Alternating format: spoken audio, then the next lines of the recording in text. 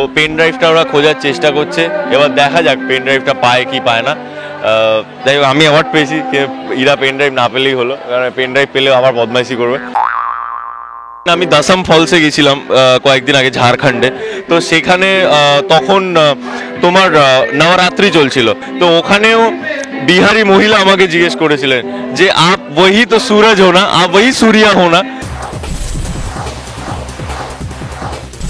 আমার সঙ্গে এখন যিনি আছেন তিনি সবসময় বলেন তার কাছে সবচেয়ে বড় পুরস্কার হলো দর্শকের ভালোবাসা, কিন্তু এছাড়াও অ্যাওয়ার্ড তো আছেই এবং সেইটাই একটা স্পেশাল অ্যাওয়ার্ড পেল দিব্যজ্যোতি।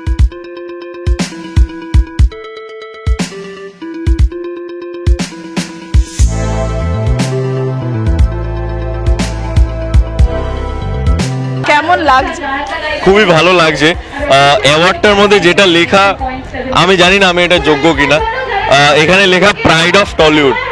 তো আমার কাছে যখন ইনভিটেশনটা আসে বিগ এফএম এর তরফ থেকে, এবং এটা অনেক বড় একটা জায়গা, আর বহুরূপী ক্যারাভানের মতো এরকম একটা ফেস্টিভ্যাল যেখানে এত সুন্দর তোমার জামা কাপড়ের কালেকশন, ইভেন ওখানে খেলনা আছে, আমি দেখছিলাম খেলনা আছে, হ্যাঁ চোখে আছে জামা কাপড়, ওখানে খেলনা আছে, হ্যাঁ ওখানে মার্ভেলস এর অনেকগুলো হিরো আছে, হ্যাঁ আমার ওগুলো দিকে চোখ গেছে, এবং অনেক কিছু। তো তার মধ্যে অ্যাওয়ার্ড শো চলছে, তার মধ্যে একটা অনুষ্ঠান চলছে, তো এটা একটা অন্যরকম ব্যাপার। আমি এরকম লাইফে কখনো শুনেছি বাট আমি কখনো যাইনি।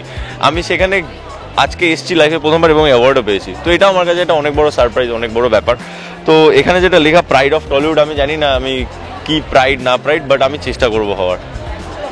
বটেই, কিন্তু আমি এবং শুধু টলিউডের না পরিবারেরও দিব্যজ্যোতি আমরা সকলেই জানি, কিন্তু একটা কথা বলি যে এত কিছু আমাদের এইসব দিকেই চোখ যাচ্ছে, দিব্যজ্যোতি বলে এগুলো খুব একটা টানে না, মানে খেলনা বিশেষ করে মার্ভেল ডিসি।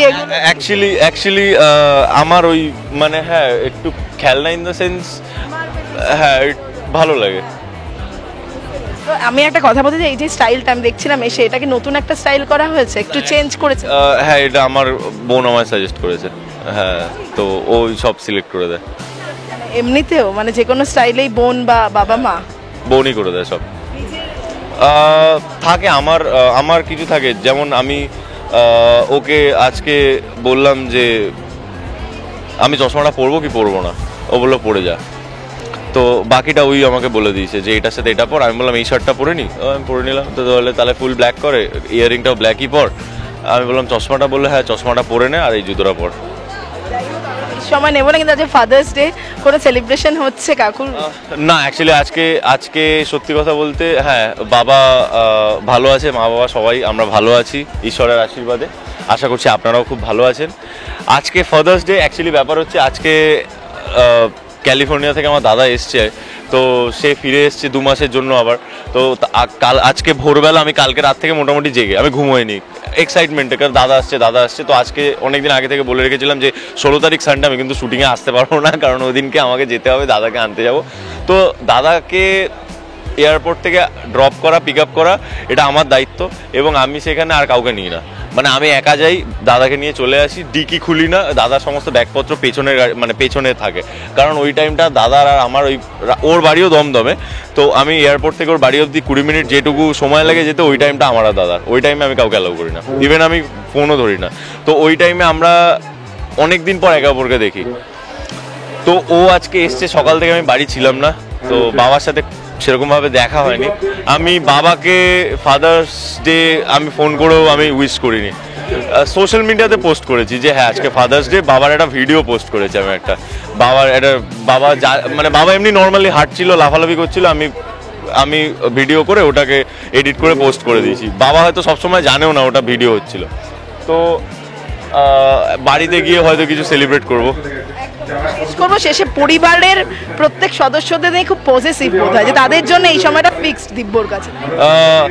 হ্যাঁ মানে সেই জায়গাটা তো ডেফিনেটলি, যেমন পুজোর টাইমটা, ওই টাইমটা আমরা কখনো বেড়াতে যাই ফ্যামিলি, ওই টাইমটা একসাথে আমরা থাকি, তো ওই টাইমটা হ্যাঁ ওই টাইমটা আমার মা বাবার আমার বোনের, মানে ওই টাইমটা চারজনই চারজনকে দেয়।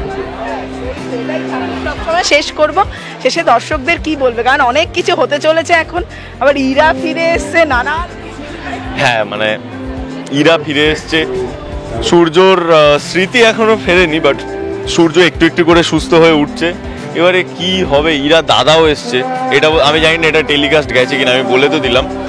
তো পেন ড্রাইভটা ওরা খোঁজার চেষ্টা করছে, এবার দেখা যাক পেন ড্রাইভটা পায় কি পায় না। যাই হোক আমি অ্যাওয়ার্ড পেয়েছি, ইরা পেন ড্রাইভ না পেলেই হলো, কারণ পেন ড্রাইভ পেলেও আবার বদমাইশি করবে। তো আমি কখনোই চাইবো না যে ইরা বা মিশকা কেউ দীপাকে ছাপিয়ে চলে যাক বা দীপার থেকে জিতে যাক। আমি চাইবো দীপা সূর্যরই জয় হোক এবং ওদের সুস্থ স্বাভাবিকভাবে মিলন ঘটুক। তার কারণ সূর্যদীপা আলাদা ছিল, সূর্যদীপা এক হয়েছে, ওরা আবার ওদের মিল হয়ে গেছে, কিন্তু সূর্য তো সব কিছু মনে নেই, স্মৃতি ফিরে পায়নি এখনো।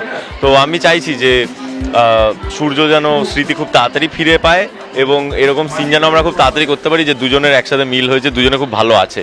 তো সেরকমও সিন অনেকদিন করা হয় না, দুজনের ঘরের সিন, হ্যাঁ পরিবারের সঙ্গে হই হুল্লোড় করে করে সিন। যেমন আমার শেভ করা হয়েছে, এখন তুমি আমার শেভে দেখছো, কয়েকদিন আগে এপিসোডে আমার শেভ করা ছিল না, শেভটাও সিনেই করা হয়েছে, যে পরিবারের সবাই মিলে আমাকে ধরে শেভ করিয়ে দিচ্ছে। তো এরকম একটা মজার সিন আছে। তো এরকম সিন করতে চাই পরিবারের সাথে হই হুল্লোড়, হ্যাঁ সেখানে মিশকাকে শায়েস্তা করা হচ্ছে, হ্যাঁ মানে তো দেখা যাক কি হয়। 2.5 বছর একটা সিরিয়াল, যেখানে প্রায় 10-12 মাস আমরা বেঙ্গল টপার, এবং সেটা সম্পূর্ণ মানুষের জন্যই হয়েছে, এবং 2.5 বছর বাদেও মানুষের এখনো এই সিরিয়ালটার এত ক্রেজ, মানুষ এত ভালোবাসছেন, এখনো দেখছেন। আর সব থেকে বড় কথা হচ্ছে ন্যাশনাল টেলিভিশনে এটা গেছে, স্টার জলসা, স্টার প্লাসেও এটা চলছে। রাজেশ কাওয়া এটা ডাবিং করছে। রাজেশ কাওয়া অনেক নোন ফেস, আমরা অনেকে চিনি রাজেশ কাওয়াকে, জাগ্গু বান্দারের যে ভয়েস ডাবিং আর্টিস্ট উনি রাজেশ কাওয়া। তো সে হ্যাঁ কথা হয়েছে, ইভেন উনি এতটাই ডাউন টু আর্থ, উনি একবার আমাদের সাথে দেখা করতে এসেছিলেন। তো উনি এসে সবার আগে স্টুডিওতে ডিরেক্টরের সাথে দেখা করে, আমাদের সবার সাথে দেখা করে, আমি বললাম যে आप इतना दूर से आए, तो वो बोलो जे बस यहाँ आगे कोलकाता में थोड़ा काम था, एक बार घूम के गया, जो काम कर रहा हूँ वो ठीक से देख के जाओ एक बार। तो that is the dedication level. तो उनी আমার সাথে কমিউনিকেট করেন মাঝে মাঝে, তো ওনার সাথে কথা হয়। সেদিনকে আমাকে লাস্ট হোয়াটসঅ্যাপ মেসেজ করেছেন যে मेरे को तुम्हारा शूटिंग डबिंग करने में बहुत मजा आ रहा है। আমি তখন লিখেছি কিউ क्या हुआ, ও লিখেছে যে আমি কিছু একটা সিনে বলেছিলাম যে আমি কচুরি খাবো, তো ওটা ডাবিং করেছে, मैं কচুরি খাऊंगा। তো এই সমস্ত হচ্ছে আর কি। তো মানুষ পশ্চিমবঙ্গের বাইরেও এখন সিরিয়ালটা গেছে, ভারতের অনেকে যারা বাংলা ভাষাটা জানেন না বা যারা আমাকে চেনে না, তো তারাও দেখছে। ইভেন আমি দশম ফলসে গেছিলাম কয়েকদিন আগে ঝাড়খণ্ডে, তো সেখানে তখন তোমার নবরাত্রি চলছিল, তো ওখানে রাম নাম হয়, হনুমান চালিসা প্রত্যেক দিন বিকেলবেলা হয়, তো ওখানে ওই আরতি দিয়া বিকেলে হয়। তো ওখানেও বিহারি মহিলা আমাকে জিজ্ঞেস করেছিলেন যে আপ वही तो सूरज हो ना, आप वही सूर्या हो ना।